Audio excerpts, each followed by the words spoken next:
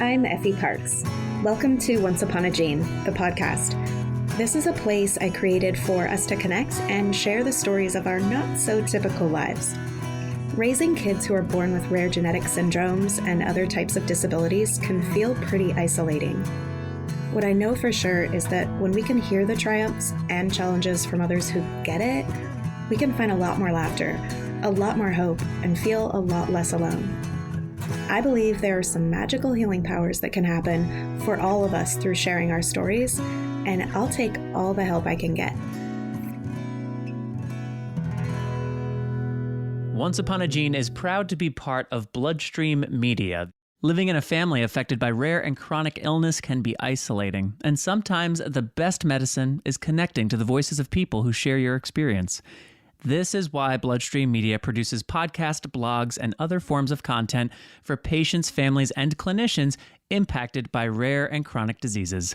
Visit bloodstreammedia.com to learn more. Hello, welcome to the show, and thank you so much for being with me today.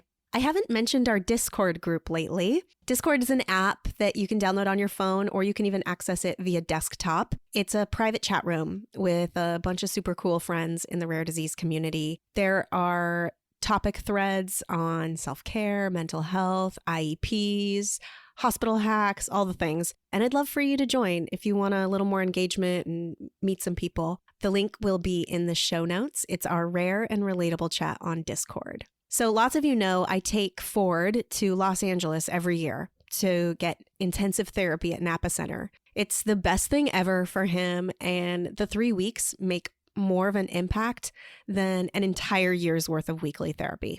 I think all of our kids should be prescribed intensives on top of or in place of their regular therapies. But getting this therapy, however, is quite difficult. The wait lists are long and travel's involved for most people. And those wait lists are long because there just aren't enough of these types of centers out there. And speaking of needing more, today I'm talking with two awesome women. One, mama to this handsome little crew who has tub 3. She was desperately trying to get him on lists and flew him across the country for a session, and also noticed what a difference it made for her son and that he needed to keep doing it. And like most of us, she was like, I wish we had a center here. I'm going to have one. I'm going to start it. And guess what? She did.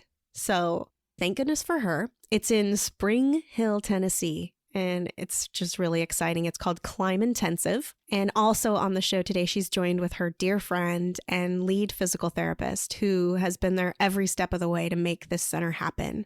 You're going to love them. And I hope this will be a center that many of you can access. The more the merrier. And they're just doing amazing work with a big fat heart behind it. Please enjoy my conversation with Jessie Cline and Erin Garrison. Hi, Erin. Hi, Jessie. Welcome to the podcast. Hi, thank you for having us. Hi. I'm looking forward to it. We have a lot of stuff to cover. So first, I want to hear about the celebrity that brought us all together.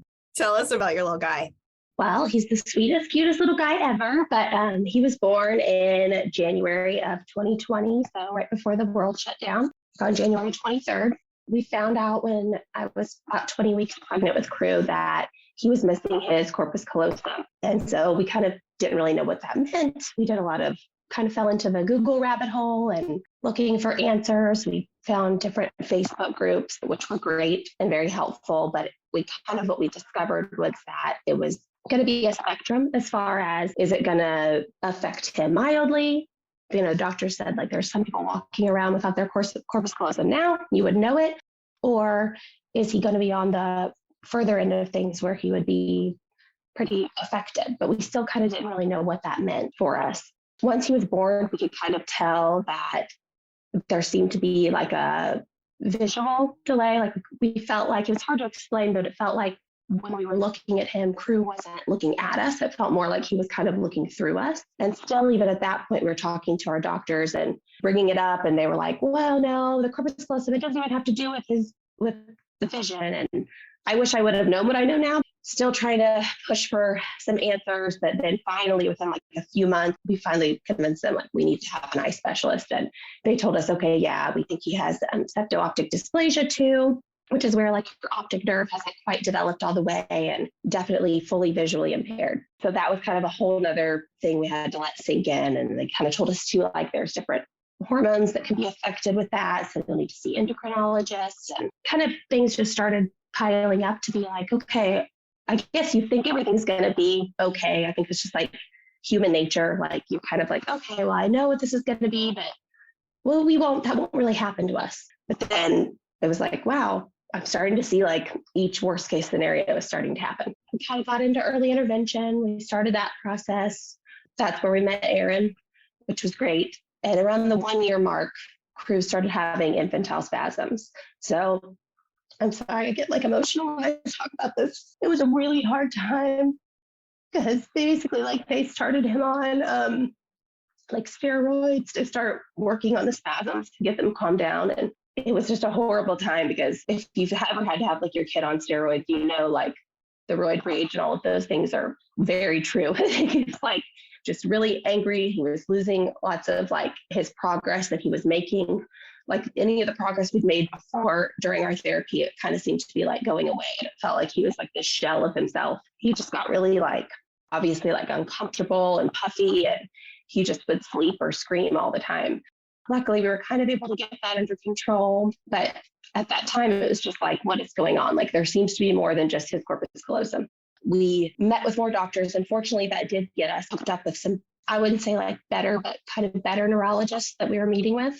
And they were like, you know, we need to look at his MRI from when he was originally first born. Like, let's look at that, because all the reports had ever really said was that it just verified that his corpus callosum was missing. So when we sat down together, they were like, hey, you know, we looked through this and there's a lot more going on than what had originally kind of been portrayed to you. So they said, yeah, of course that's missing. But basically, if you look at any area of Cruz's brain, they're all like a little bit misshapen, a little bit malformed. His pituitary gland is a lot smaller than it should have been, even his brain stem itself. Then they kind of threw out there that, you know, there's all supposed to be a lot of ridging on his brain, and it's very smooth, a lot different than we thought. They were like, you know, we think that this could be lissencephaly, but it's something that we will confirm as he gets a little bit older. So they just kind of like threw that at us, and we're like, whoa, like, how did we not know this before? And, you know, they kind of just started saying, you know, he probably won't ever sit, probably won't ever walk. He probably doesn't understand what you're saying to him. You know, we can't tell you how long he'll live, and that I just needed to wait and see. And it just felt like every time we ever met with a doctor from the very beginning to now, it's always been wait and see, just keep doing what you're doing. And there was never any, I guess, direction. And I think that that's something that happens to so many families, is it's just wait and see. It was the greatest thing ever was that when I met with Erin, she was there just for a session, and I was telling her what happened, and like, I'll never forget, I was sitting in like this little gray rocker that's like Cruz room, and I was holding him and telling her like, what if I lose my baby? Like, you know, like, what am I going to do? And she was like holding Cruz's hand, and she was holding my hand, and she told me like, you've got to get him into an intensive. Like, Crew needs more than just what we're all giving him. Like, he was having multiple therapies a week, but she was like, this is what I used to do. I worked at a rehab. Like, Crew needs the best shot, and he needs as much therapy as he can get going. He needs, like, you know, those quicker results. And it just opened up this whole world to me of like, wait a minute, somebody's actually telling me there could be an option to help him. Like, it's not like just sit and let's just keep doing this. It was like, okay, like she literally was holding my hand and telling me, here's what you need to do. And so that was a really long-winded answer. No, I could listen to this story all day, because I know exactly how it goes. You know, there's so much of what your story that I know literally thousands of people just nodded their head along to. The wait and see stuff, right? So not useful and so diminishing of all of our worries and plans of action. And then all the stuff of he might not, or he probably won't, like that stuff isn't useful either. That doesn't serve us. All that does is scar us for life. I know that it sears into our hearts, and we even are just throughout our day and we'll hear those sentences, right? Just randomly. Right. And then having a little baby in the pandemic. Yeah. Lots of stuff going on there, Jessie. And it's funny that I'm talking to you and your dear Erin today, because I just released a little episode with early intervention therapists because we know how much they mean to us. And we know that they're the first line of people that really, truly see what our life is like. You know, they're in our homes and they're seeing our hearts like ripped open and they're there for you. It's just such a beautiful thing. And I'm so glad you had Erin and have Erin for those moments, because you mentioned too, like, how did I not know this? How could you? None of us know that. But it does kind of make you feel like, wow, I'm so good at so many things. How am I such a bad advocate right off the bat? But it's like, you don't know what you don't know. Yes. Right? Yeah. And that's like everyone tells you at the very beginning, they're like, you're going to have to advocate. And I'm like, okay, like, what does that mean? Like, Totally. And you don't realize like, wow, you really, really do. But you do, you need those resources. Like I told my husband from the very beginning, I was like, Erin, like this new PT we have, like, it's like I finally have someone who's speaking my language. She gets it. And like I didn't have anything like that before, you know? Oh yeah, girl, I know. Let's talk to Erin. Erin, welcome. And I'm so glad that Jessie and crew has you. Tell us a little bit about yourself and why early intervention. Yeah, thank you for having me. I've been a PT for 12 years now, have always worked in pediatrics. I am just drawn to children. The thing that keeps me wanting to stay in the pediatric field is the fact that children are just incredibly resilient. They could have all the odds stacked against them, and I have the joy and honor of getting to watch miracles happen every day, getting to watch kids do something that doctors have told families they'll never do. And that's something I'll never get over. The fact that I get to be a part of a child and a family's life in that way. I have always really been interested in neuro rehab. That's the majority of where my career has been. And so honestly, early intervention is not something that I sought out. It's not something that I wanted to do, but enter the pandemic. And so I had been transitioning between jobs, had planned to move right when the world shut down. But that brought me to Tennessee. And at the time, you know, most of the hospitals were on lockdown. And so that's what took me into early intervention. And like I said, it wasn't something that I sought out, wasn't something I originally wanted, but it was something that was a real game changer for me in that, you know, I see these families in the clinic, right? I see them in the hospital, but to see them in their homes is a completely different dynamic. To get to see what their day in and day out life looks like, what their family interactions look like, and meet them right where they're at. And that's when and how I met Jessie and crew. And a lot of my early intervention families really impacted me by just getting to really become a part of the family in a different way than I ever had as a therapist in a different setting. I love that. It changes the game when you become a person in their life, right? And when you're in their setting. Yeah. For sure.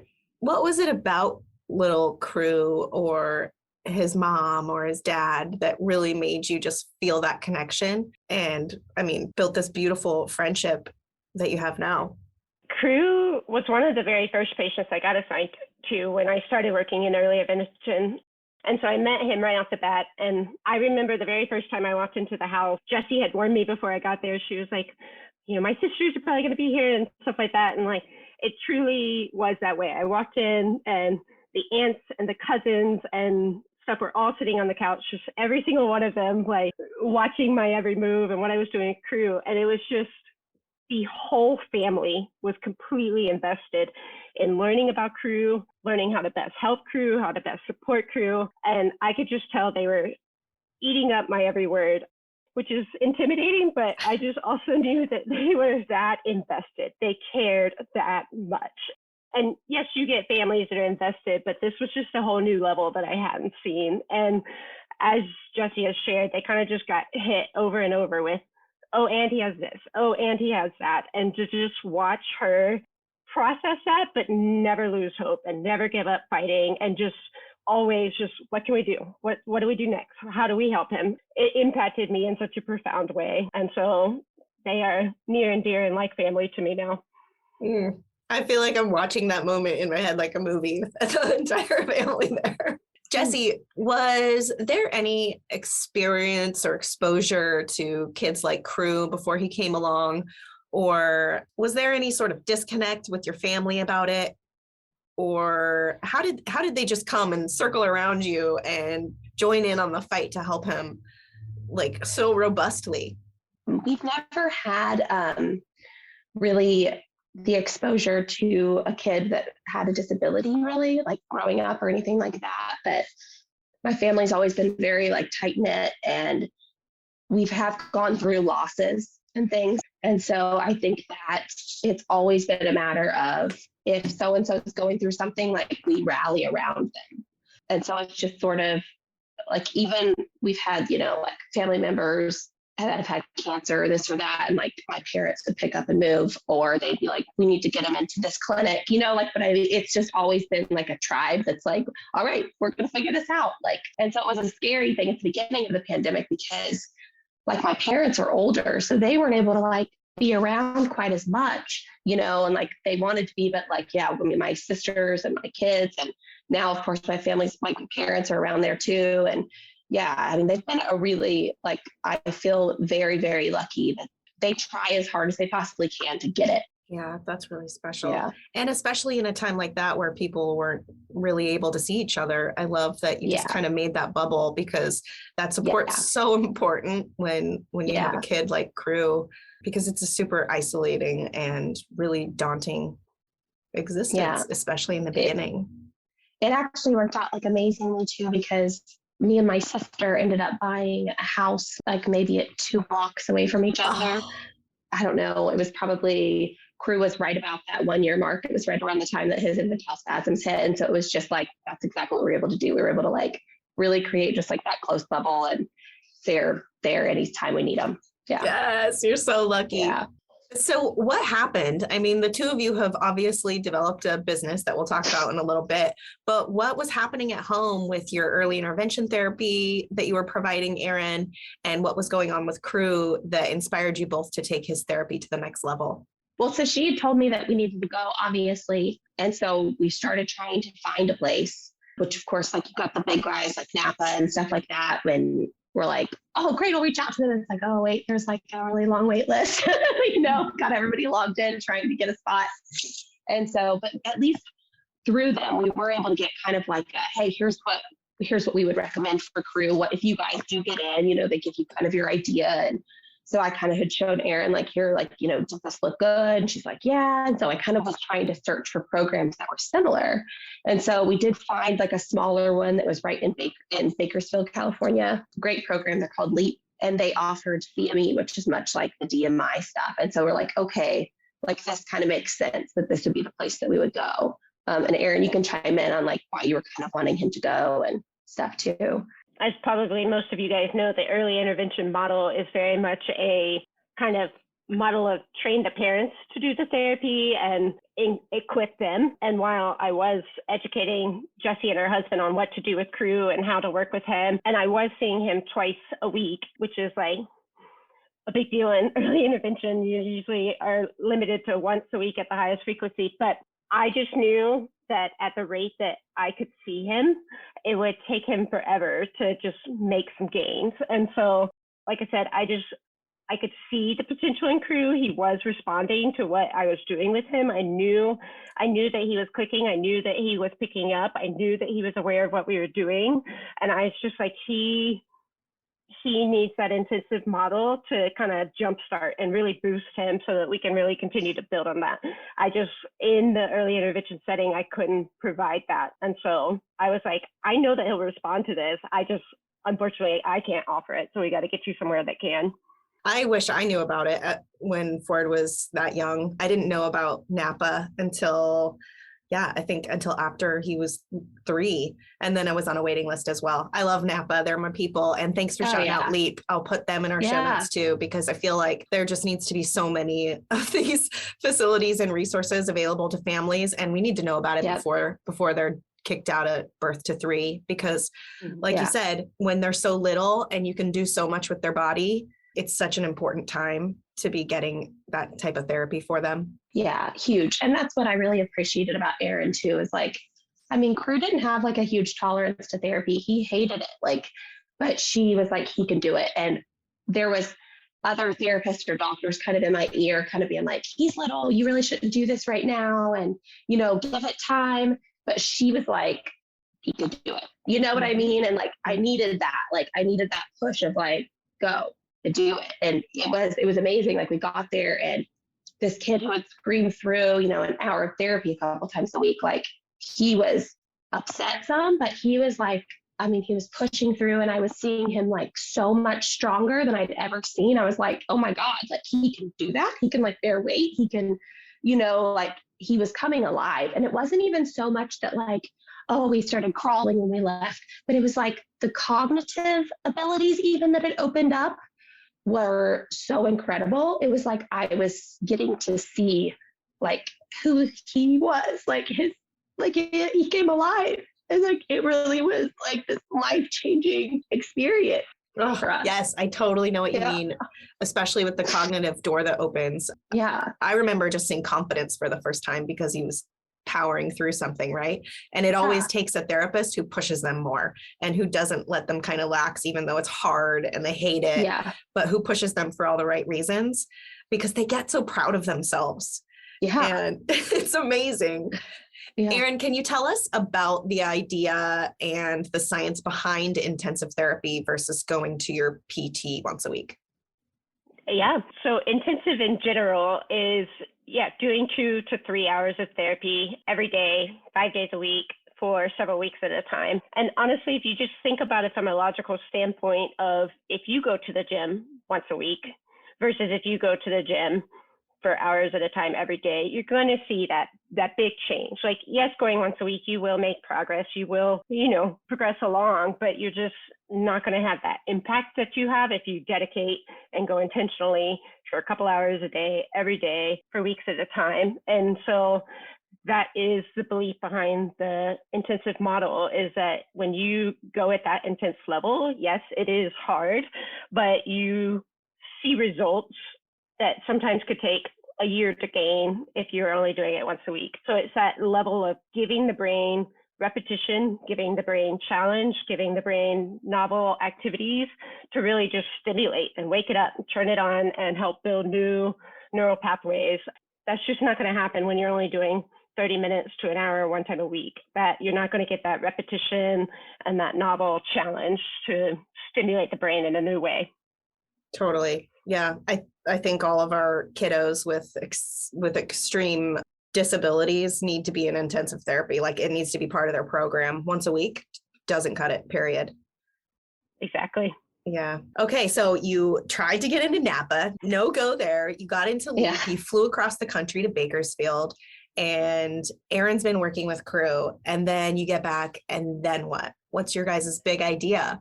So I will have to say, like, something else that was so special to me, like when we were at Leap, and like that really stood out, was like, it was therapy for crew, but for me, like getting to have like this safe space where like I was seeing these other moms come in and like they're bringing their kids in, and it was like we could just look at each other and like we got it, you know what I mean? And like our kids were sitting on the floor together, and they're not verbal, but like they're together and they're like interacting.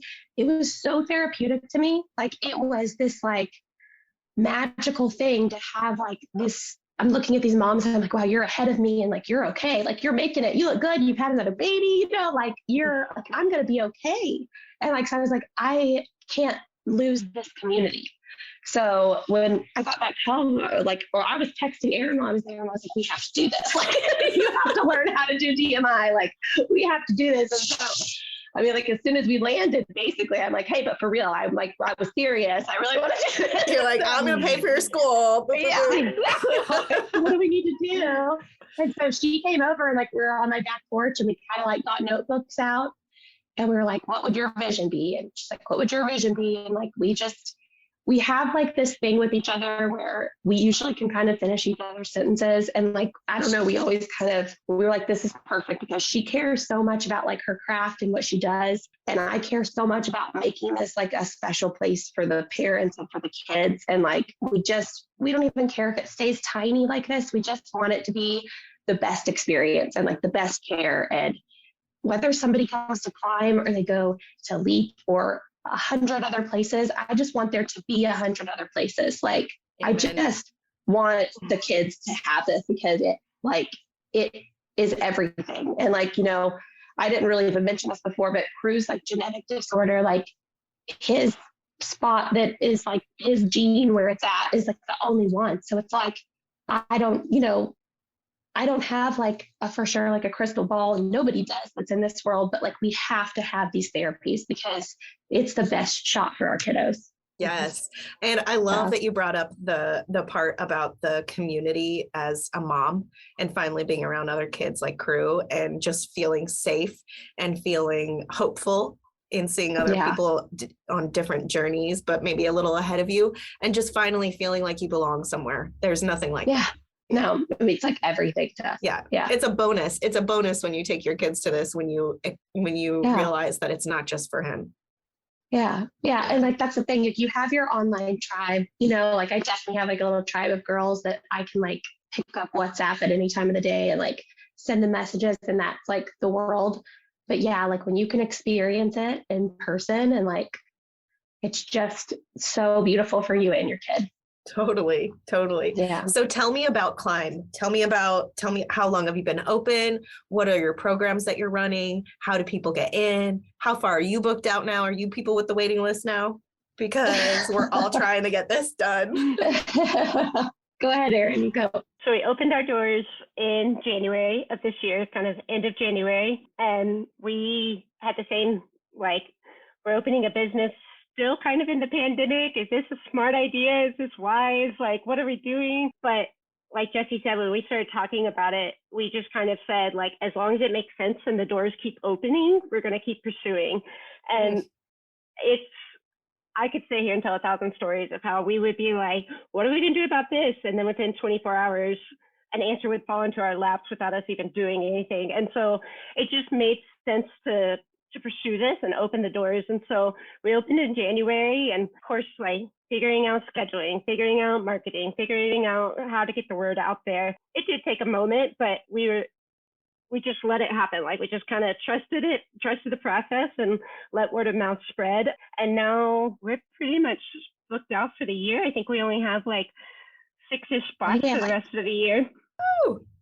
And so we offer right now the DMI therapy as well as PT. We have been on the hunt and searching really hard to get speech and feeding therapy as the next thing that we'll offer as well. And then we will eventually bring on OT so that we can have all the services. So we're working hard. Jessie has the entrepreneurial mind. I do not. And so she's the one that's already like thinking like, okay, in, so many months we need to have this, and I want to bring on this and stuff. So I'm glad I have her, because that's not my mind. I can just like dig in with what I'm doing and being like, yep, kid. And she's like already constantly thinking about how we can keep growing. So I love that. I just wish like I could clone her a couple times. Like I could clone her. I wish I got Erin. Erin's like my little unicorn. I totally understand. Yeah. That's amazing, ladies. And that just really speaks to the energy that's in real, true intention, right? And why the answers are coming to you, and you're basically manifesting it all, and it's working and it's flowing and you're succeeding and you're building something really important. It's not just a business. It's not a way to make money. It's not a job that you can have more flexibility with, because I bet it's not any of those right now. It's so much bigger than that. It's so much bigger than that.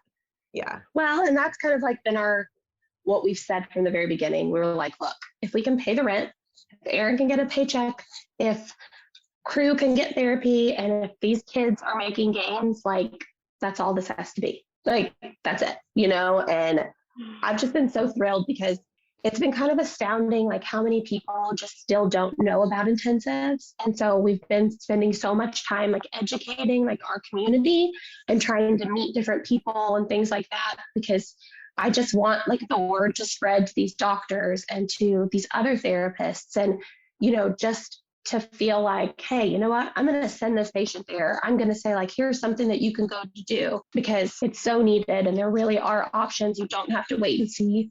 I had a patient email us the other day, and she was like, I just was told to wait and see, but like, why not try and see? And I'm like, that's it. Yeah, exactly. Like, try and see. Like, let's go with that phrase from now on instead of wait and see, because it's just not there. Maybe that's what you should rename your business to next year. Yeah. No need to wait and see. Okay, I love that so much. What do you need now the most? Like, do you need more therapists? Do you need more equipment? Do you need a bigger space? Yeah, I mean, I think we definitely need more therapists so we can, like, be able to expand our services and be able to help more kids. We're trying to launch, and we've kind of got it started, a scholarship program so that we can help kids pay for these therapies because we know that they're expensive. So we're kind of working on some fundraising stuff for that because we don't want any kids, parents to have to hang up the phone and say, I can't do it. Like, we can't make it work. So that's something that's really true to our hearts that we want to have launched this year, just so we can be able to do that. And so, yeah, I would say that those are probably the biggest things for us right now. Great. Well, I can't wait to help get the word out about your center. I'm such a believer in intensive therapy, and I love the story surrounding Climb so much. And you guys are in a perfect spot in the country because there's nothing there. And it's hard to get to LA and Austin and Boston. And I've always wanted to go to Nashville, so maybe I'll come sometime. Yeah, come on down.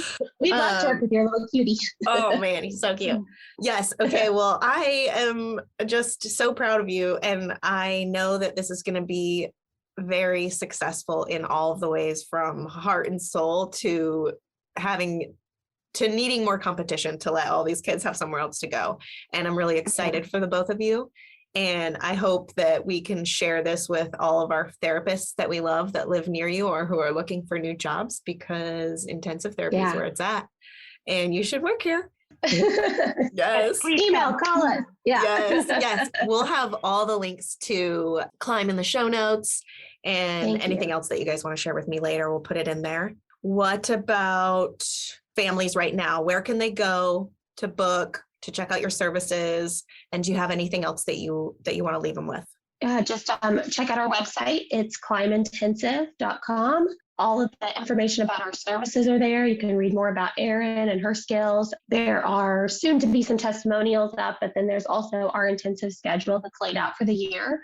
If they have any have any questions, they can call us at 615-241-2838, or they can email us straight from the website or at info@climeintensive.com. And then Erin, anything you want to? We have social media accounts on Instagram, Climb_intensive Peds Therapy. You can find us there too.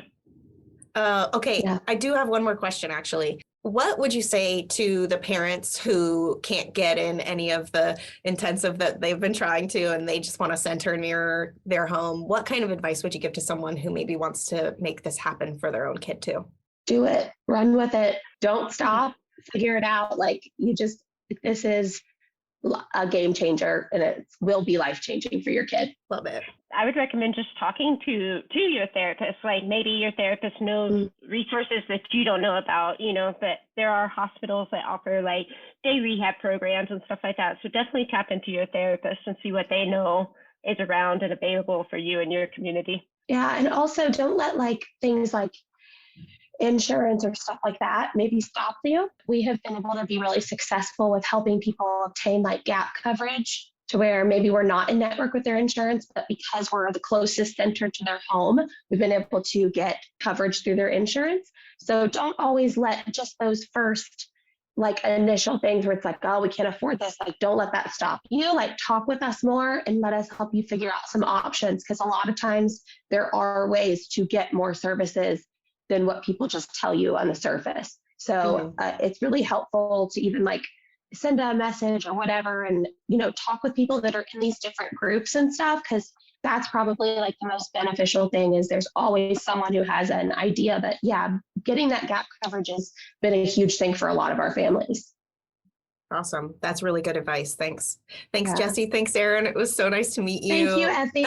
Yeah, I love what you're doing, and I'm so happy for you. Yeah, thanks so much. We appreciate you. I hope you've been enjoying this podcast. If you like what you hear, please share this show with your people, and please make sure to rate and review it on iTunes or wherever you get your podcasts. You can also head over to Instagram, Facebook, and Twitter to connect with me and stay updated on the show. If you're interested in sharing your story, or if you have anything you would like to contribute, please submit it to my website at effieparks.com. Thank you so much for listening to the show and for supporting me along the way. I appreciate y'all so much. I don't know what kind of day you're having, but if you need a little pick-me-up, Ford's got you.